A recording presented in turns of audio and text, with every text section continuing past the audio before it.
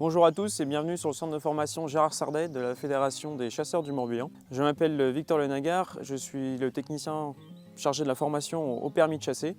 Et aujourd'hui, nous allons découvrir le parcours avec ses différents ateliers et les petites astuces pour bien réussir son examen. Nous sommes sur le parcours du permis de chasser. Dans cette pièce, vous trouverez donc les cartouches amorcées ainsi que le fusil. Vous prendrez 6 cartouches amorcées dans la poche droite pour les droitiers, dans la poche gauche pour les gauchers.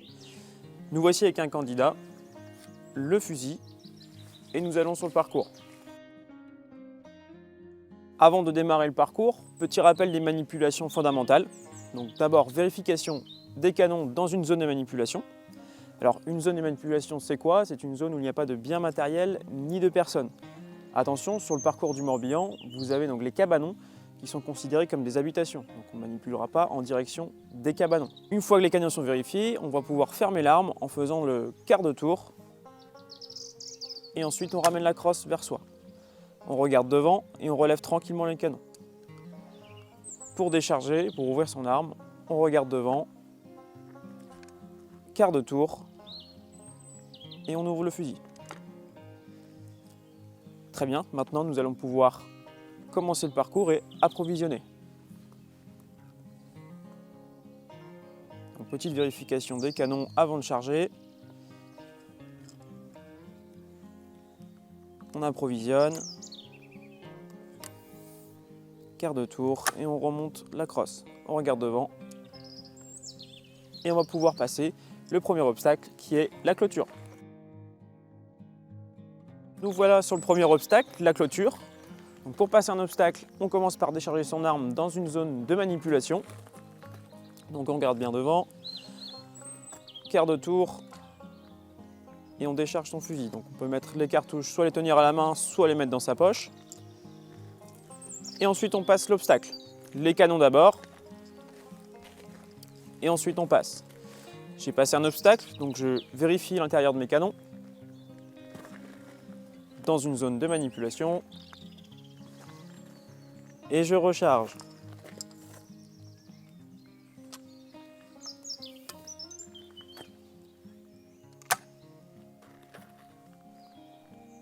Très bien, maintenant nous allons aller sur le premier pas de tir. Donc nous voici sur le premier pas de tir. Donc sur ce poste, deux situations possibles, un plateau tirable, un plateau non tirable. Le jour de l'examen, il pourrait y avoir deux plateaux tirables comme deux plateaux non tirables. Un plateau qui va partir en direction d'un danger, donc ici la voiture. Dans tous les cas, c'est un plateau rasant, c'est une faute éliminatoire. Le second plateau part largement au-dessus de la cime des arbres dans le ciel, il est tirable. Petit rappel sur la séquence de tir. Donc on amène l'arme à l'épaule, on amène le doigt sur la détente, on tire, on enlève le doigt et on désépaule. Tu me dis quand tu es prêt. Je suis prêt. C'est parti.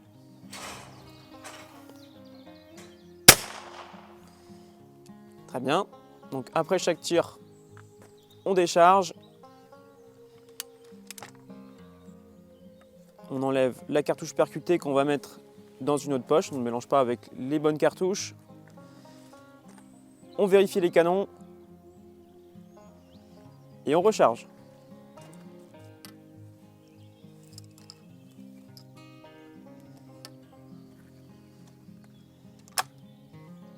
Très bien. Prêt? Prêt. C'est parti. Un plateau qui part en direction du véhicule. On ne doit pas bouger. C'est très bien. Nous allons sur le poste suivant. Nous voici sur le second pas de tir. On se positionne correctement. Donc ici, deux situations possibles. Un plateau qui part en direction d'une silhouette qui va se retourner au moment du départ du plateau. Donc là, on n'épaule pas et on ne tire pas. C'est une faute éliminatoire. Et un second plateau qui va partir dans une zone ouverte, dégagée, où le tir sera possible. Es-tu prêt? Je suis prêt. C'est parti. Le plateau qui part en direction de la silhouette, on ne bouge pas. Très bien. Prêt? Prêt. C'est parti. Le plateau tirable, on épaule, on vise, on amène le doigt, on enlève le doigt et on désépaule. Très bien. Et après chaque tir, donc, on décharge la cartouche percutée dans une poche, La plaine, on peut la garder à la main ou la remettre dans l'autre poche. Vérification des canons. Et on recharge son arme. Très bien. Et maintenant, nous allons aller passer le fossé. Nous allons maintenant franchir l'obstacle. Donc, pour franchir l'obstacle, on décharge son fusil dans une zone de sécurité. En faisant le quart de tour, on décharge son fusil, donc les cartouches dans la poche où on les tient à la main. On passe le fossé. Après avoir passé l'obstacle, on vérifie les canons. Et on recharge.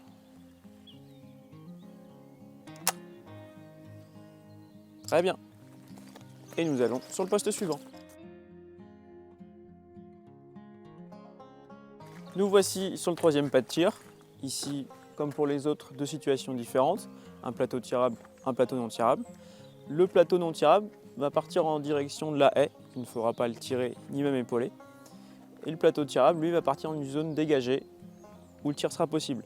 Alors ici, attention à ta position. Là, tu as un peu trop de face et tes canons risquent de passer vers le danger, vers la haie. Donc on va s'en décaler un petit peu en se mettant la haie de dos dans une zone dégagée. Es-tu prêt? Je suis prêt. C'est parti. Le plateau tirable en respectant la séquence de tir. Et après chaque tir, on décharge en faisant attention à ne pas mélanger les cartouches.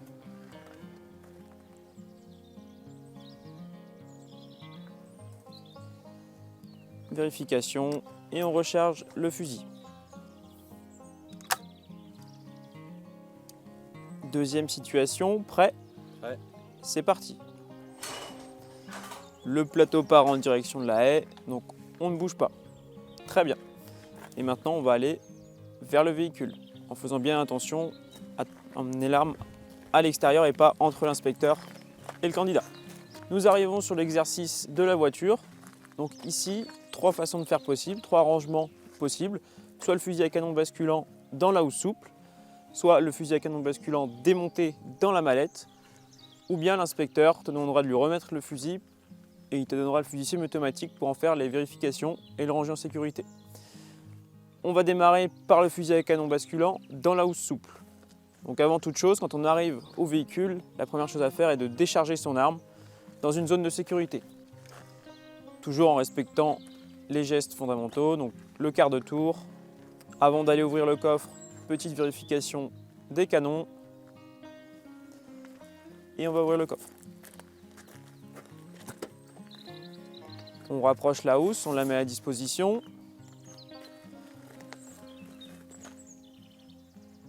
Petite vérification des canons. Et on va venir fermer notre fusil comme on l'a fait depuis le départ. On sort la housse. Et on rentre le fusil dans sa housse.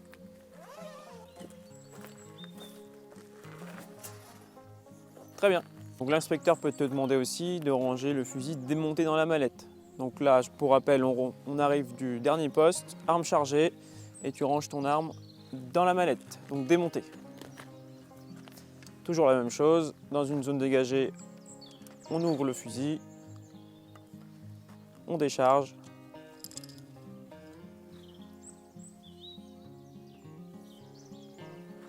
Fusil vérifié, on vient ouvrir le coffre. On prépare la mallette, on l'ouvre. On vérifie encore une fois les canons et on commence le démontage. Quart de tour, le fusil en face de toi, on appuie sur la jambe. Et tu viens déverrouiller et en tirant sur la longuesse vers toi. On pose directement la longuesse dans la mallette et là on vient ouvrir son fusil comme s'il n'y avait pas la longuesse. Toujours en faisant son quart de tour. Très bien. Et on met l'ensemble dans la mallette.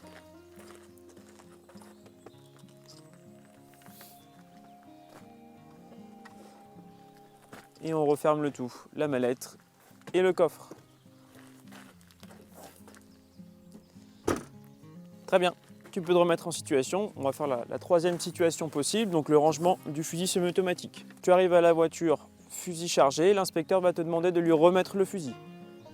Dans tous les cas, même s'il demande de façon insistante, on décharge l'arme. On ne donne jamais une arme chargée à qui que ce soit. Petite vérification des canons avant de remettre l'arme. On s'assure de toujours donner une arme claire. Très bien, merci. Voici le fusil semi-automatique. Je te laisse faire les vérifications pour le ranger dans sa housse.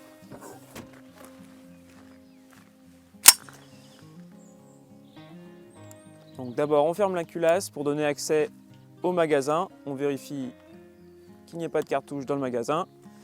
On le remet sur la hanche, on ouvre la culasse et là on vérifie qu'il n'y a rien dans la chambre. Le fusil est vérifié et sécurisé. On peut le ranger dans sa housse. Canon vers le ciel, on ouvre le coffre. On récupère la housse.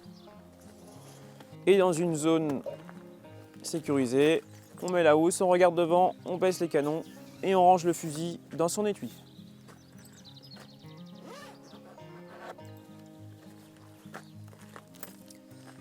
Et on remet l'ensemble dans le véhicule et on ferme le coffre.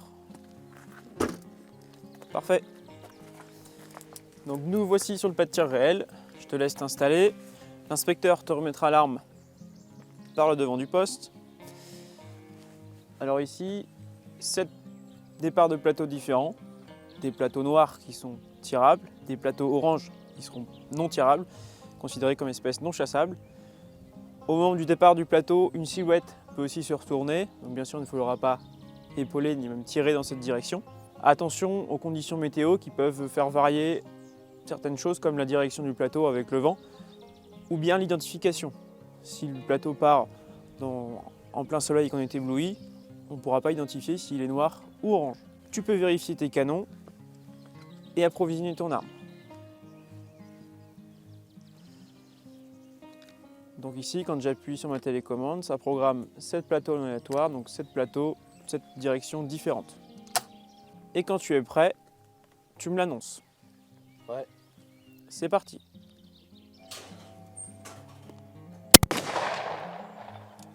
Très bien. Donc toujours en respectant la séquence de tir. Et après chaque tir, on décharge le fusil en faisant le quart de tour. La cartouche percutée directement dans la poche et la cartouche pleine. Alors soit tu la gardes à la main, soit tu la remets avec les autres. Vérification des canons. Et on recharge.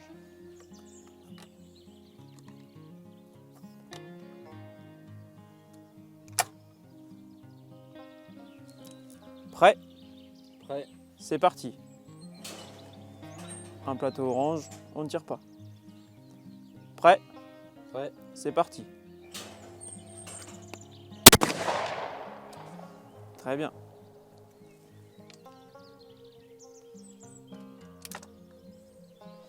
Et toujours la même chose qui se répète.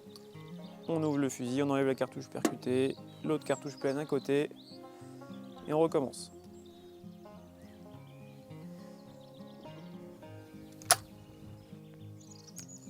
Prêt?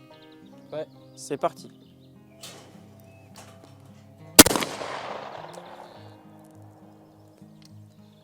Très bien.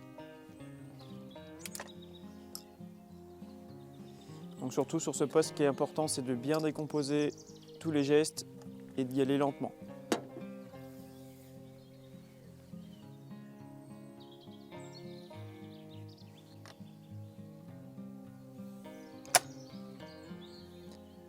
Prêt? Prêt. C'est parti. Un plateau orange, on ne bouge pas. Prêt? Prêt. C'est parti.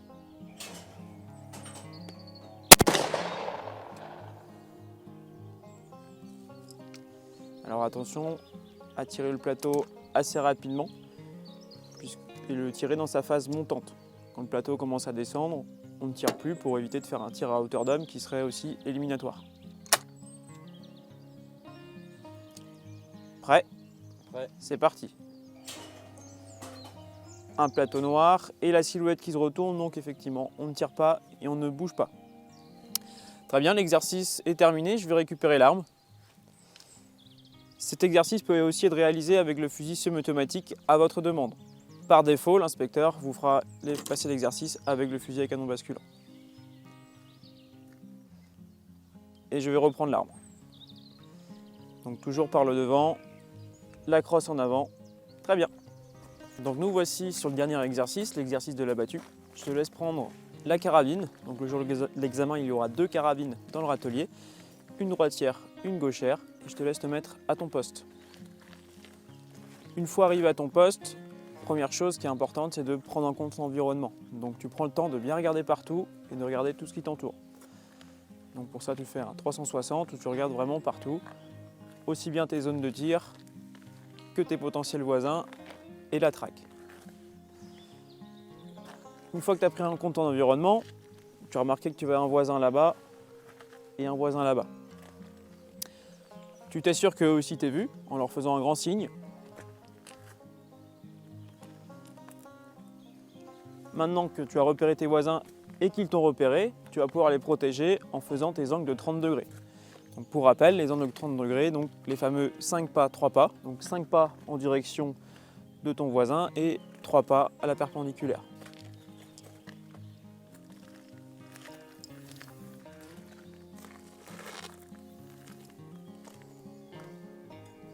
Même chose de l'autre côté.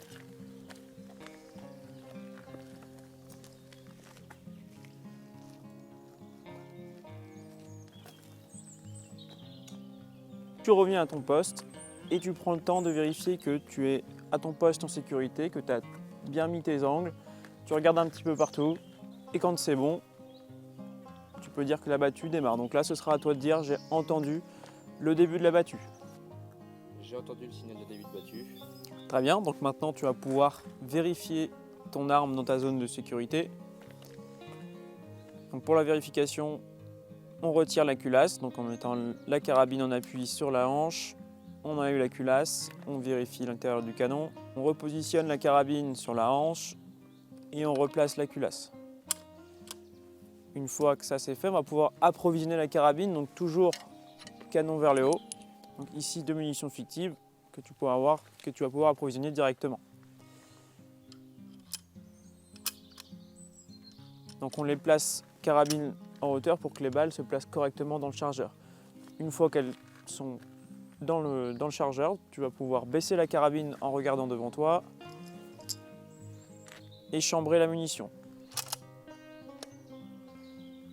Très bien, on regarde devant et on se remet face à la traque. Maintenant, tu vas pouvoir décharger les munitions fictives pour passer au tir.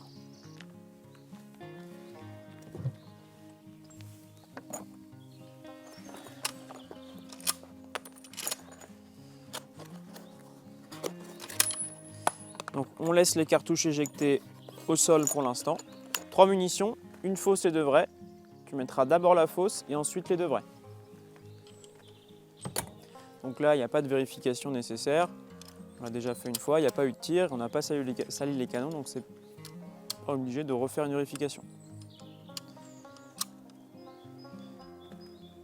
On regarde devant, on descend la carabine et on chambre la munition. Et on se remet face à la traque, ventre au bois. Et quand tu es prêt, tu me l'annonces, j'enverrai le sanglier. Je suis prêt. C'est parti. Donc le sanglier passe notre voisin, on peut déjà se tourner, se mettre en position. Il passe le jalon, on épaule, on vise et on tire. Toujours en respectant la séquence de tir. Après chaque tir, on décharge, on enlève l'étui vide et on réengage la suivante. Je regarde devant, je relève tranquillement et je me remets à mon poste. Prêt ? Prêt. C'est parti.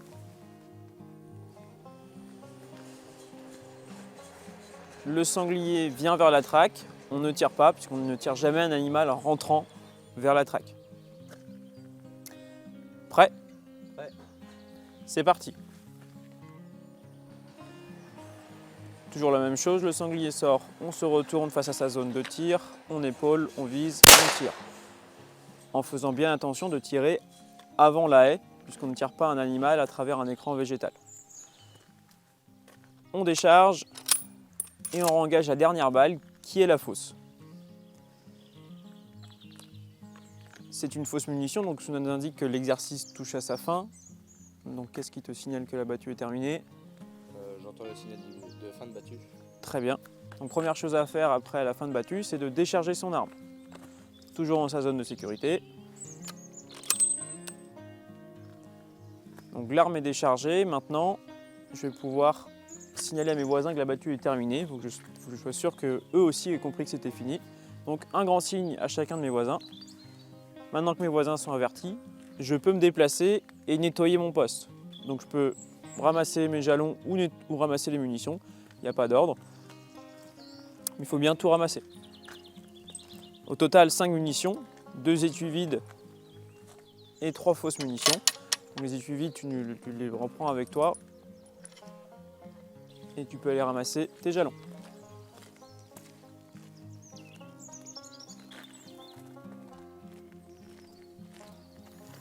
Très bien. Et avant de remettre l'arme à l'inspecteur ou de la ranger dans le râtelier, une petite vérification des canons.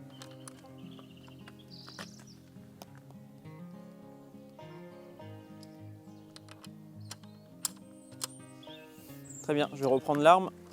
Donc voilà, culasse ouverte face à l'inspecteur. Très bien. L'exercice de la battue est terminé, c'est le dernier exercice. Et si tu as assez de points, l'inspecteur va te demander d'aller vers le bureau pour passer la partie théorique. Cette vidéo de présentation touche à sa fin. Je vous invite à la revisionner autant de fois que possible. L'examen du permis de chasser est un examen qui se travaille, qui demande de l'investissement, donc autant sur la partie pratique que sur la partie théorique. Donc n'hésitez pas à la travailler, notamment sur le site de la Fédération nationale des chasseurs, où toutes les questions qui peuvent être posées à l'examen sont en ligne. Je vous souhaite bonne chance et bon courage pour votre examen.